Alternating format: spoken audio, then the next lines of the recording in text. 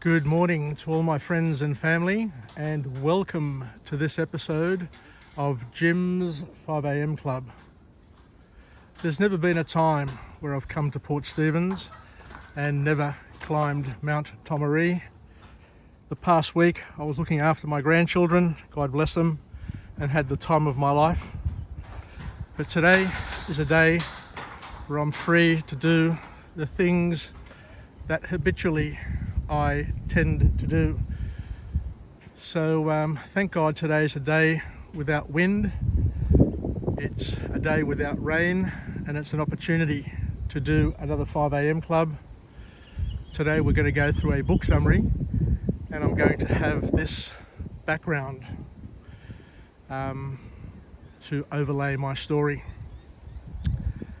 So just like every time I go to Athens, I go to the Acropolis, so too whenever I come to Nelson Bay, I come up here. This is my bolt hole. This is where I come to chill out, to relax, to become one with nature. And I've got a number of book summaries that I've accumulated over the past week or two, which I'm itching, absolutely itching to present and get through. And today is one of those perfect days from this perfect location to try and learn something new. Try and learn something new to get us through 2022, and hopefully to add to our inventory of skills, our inventory of life hacks that can make life so much better for each and every one of us. For the first time in a very, very long time, I can see the spit at Fingal almost completely clear to walk across. There's only a little bit of water halfway across there, but over the past couple of years we've had some significant storm activity which actually washed a lot of the sand away, but it looks as if a lot of that sand may have been washed back by other storm activity. It's just amazing how nature works, how it works its magic. But here we are with this magnificent view, and what I'll do is I'll take you out to my little secret platform, a place where I normally go. It's off the beaten track and will allow me to talk a little bit more about this wonderful book. And the book today is entitled Never Split the Difference by an author known as Voss. So this book is all about negotiation skills. Voss was a FBI agent who negotiated with terrorists, with murderers, you name it. But he was always able to get his way. And through this book, Never Split the Difference, he gives us a few tips in how to become a better negotiator and put you in a position to achieve the goals, the dreams that you have set out for yourself. So I'll just go to the top of the steps here and then move out onto the rocky outcrop where we can get a 360-degree view. So in his book he says, he who has learned to disagree without being disagreeable has discovered the most valuable secret of negotiation. So it's all about learning how to talk, how to put your point so that you disagree but you're not disagreeable, because that is the secret, according to Voss, in order to get what you need. The wind's a bit buffety up here. I'll try and go out as far as I can out onto the ledge here, so bear with me. It might get a bit blustery, but I'll find myself a place to chit chat to you about out of the buffeting breeze, making bear with me for a second and I'll just traverse the rocky outcrop here and get to a safe place where we're out of the breeze.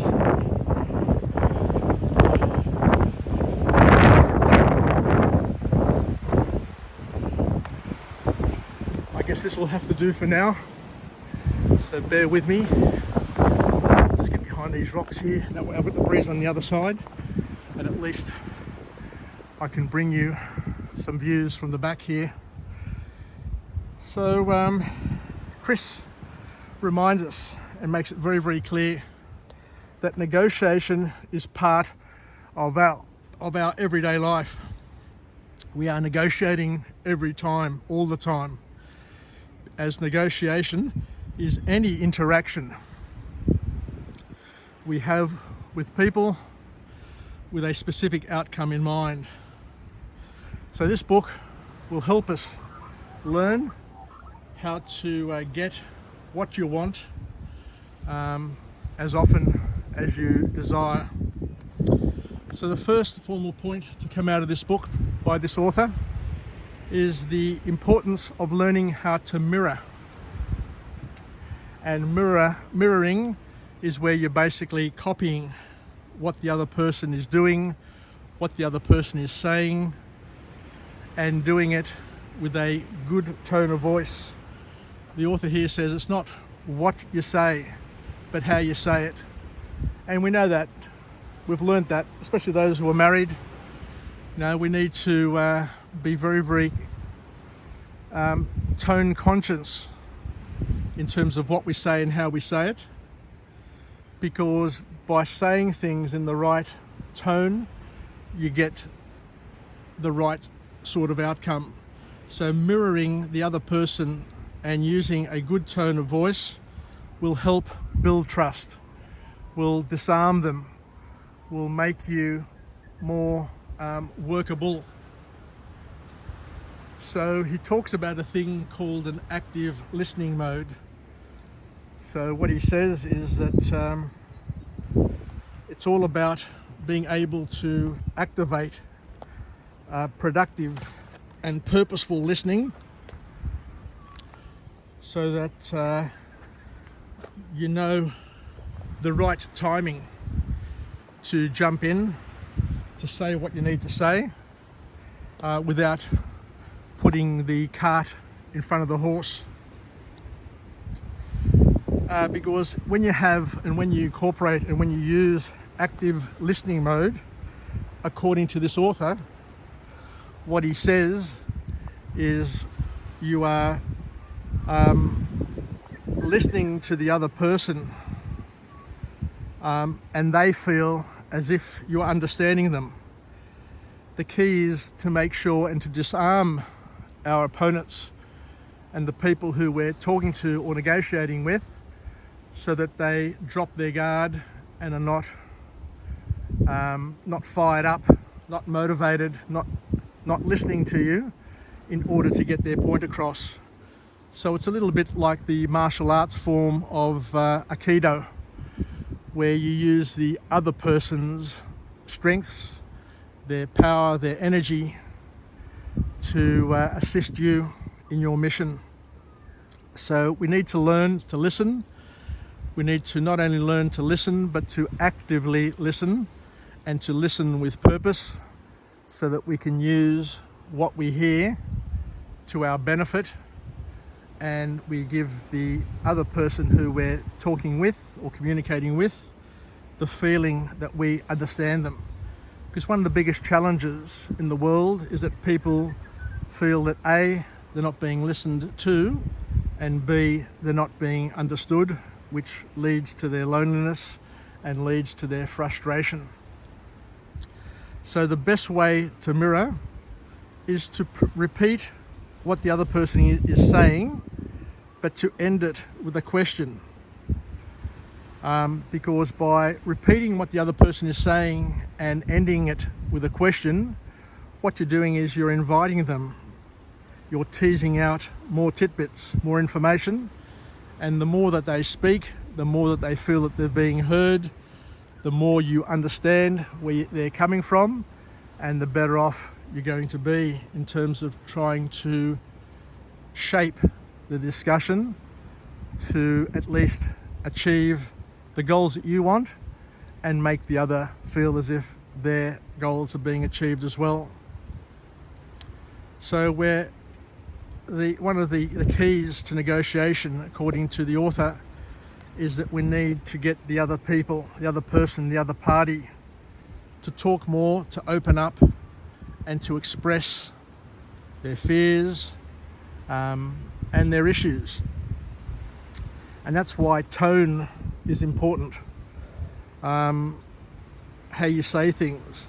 And the author here has some advice, and the advice is to use deep, soft and slow talking methodology.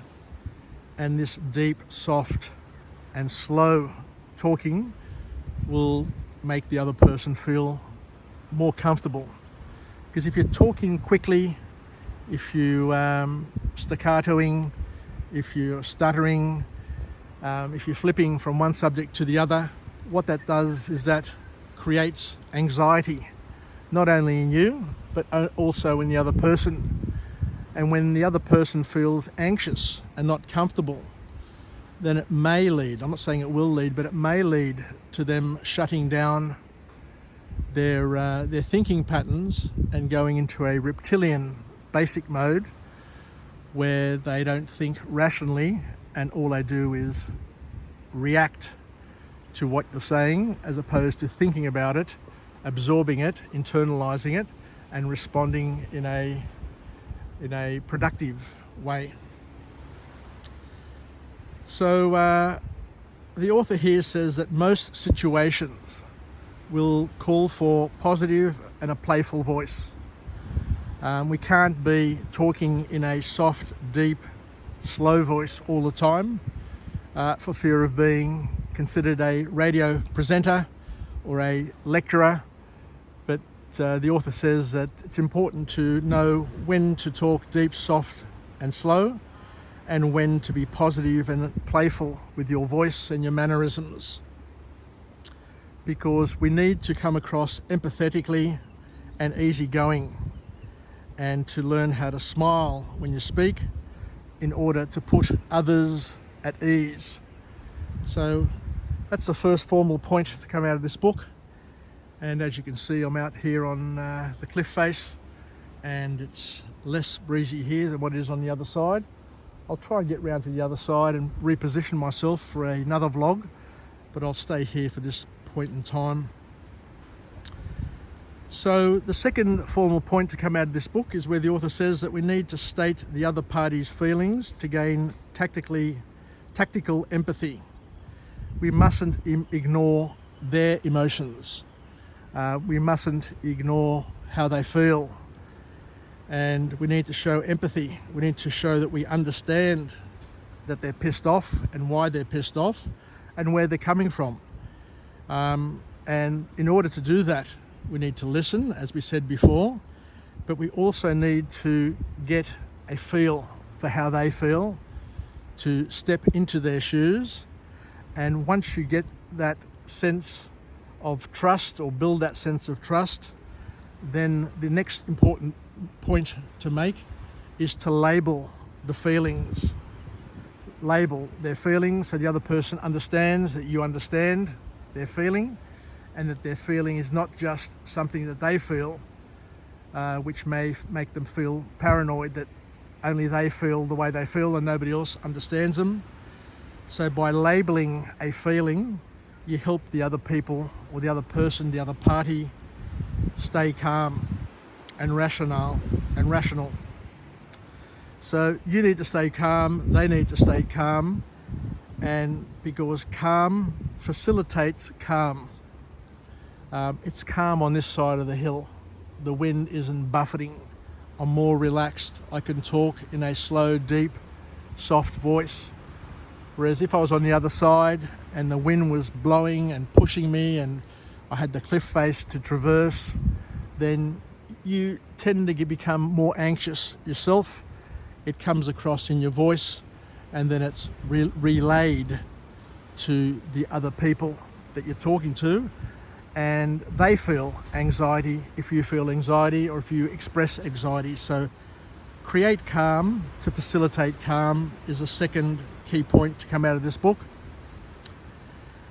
And the last point that the author makes is that when we're negotiating, just slow down. You've got all the time in the world. The Chinese are masters at time. They will slow down the negotiation and have you waiting for months, for years in fact, to come back to them, because they know that the importance of slowing down is the key. And the key element, the key theme to come out of this book is that you should never ever compromise with the other side. You know, we've been brought up, we've learnt that to be happy in marriage, to be happy in negotiation, that we need to be fair, you need to compromise, you need to give something away for the other person to give something away. But the author here says, no, that is not the right way to negotiate, because what you do is you end up having a deal which neither you nor they are happy with. And the best deal for you is the one where you get all the things that you need. You tick all the boxes. Otherwise, you simply just walk away, because it's not what you wanted, it's not what you need. And you need to weigh up your future risks with your short-term benefits. And sometimes it's just not worth closing a deal unless it ticks all of the boxes that you've created, all of the points. So the theme of this book is never compromise or try to split the difference, because as soon as you show that you're willing to compromise, you're willing to split the difference, then what that does is that releases the lion in your opponent, and they think that they have the upper hand. They become greedy, they become toey, dishonest, and they'll end up trying to screw you for much more than what you're prepared to give away. Because, and we've seen it a lot in business, that when you start giving customers discounts and bigger discounts, then what you do is you spoil the client, you spoil the customer, you spoil the market, and you spoil it for all those involved, because sooner or later the client, the customer, will screw you down on price. And once you get screwed down on price and you can't deliver your service, your product, and make a reasonable amount of profit, what happens then is you start cutting your costs. Your quality and your product no longer is the product that you first brought to the market, and then you have dissatisfied customers, and it has a ripple effect across the business and across the industry. And if you're not careful, you may end up destroying all of your business and all of your market by being good, because the enemy of the great is the good. So you need to stick to your point. Here is my product, here is my price. If you want it cheaper, I will make the product cheaper, and you will have fewer benefits, features and benefits, but I can't deliver the same product for the same cheap price, because I don't gain from that transaction, and neither will you in the long term. So you need to tell and explain to your customers that by cheapening the price, they're going to cheapen the product, they're going to cheapen the experience, and they're not going to benefit in the long term.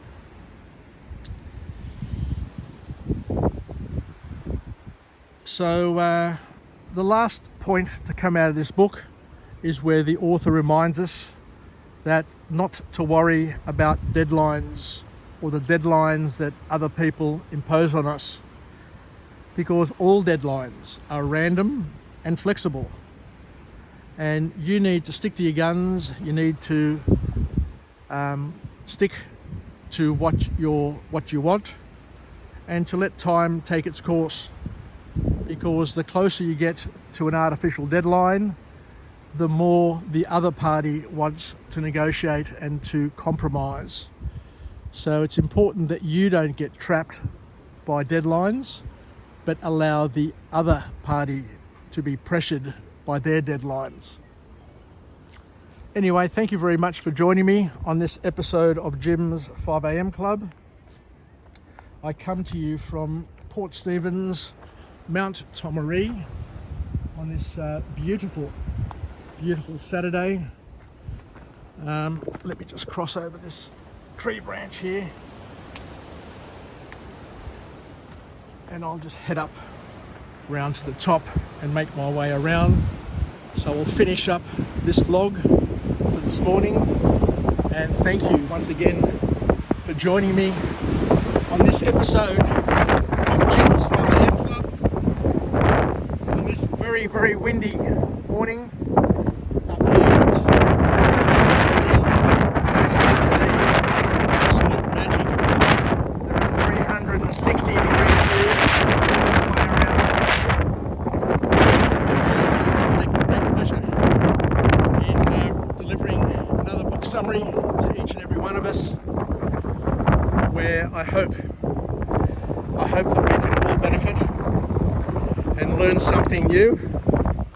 And let me just come down the bottom here, or stand over here at least, and finish off this book summary, finish off this vlog by wishing everybody a happy new year, a happy 2022, and to let you know that I will continue doing my vlogs in 2022. I won't be publishing them to Facebook, Instagram or LinkedIn any longer. I'll be just putting them on my vlog channel on YouTube, Jim's 5am Club. So if you're interested, or you know that anybody else may be interested, direct them to that channel.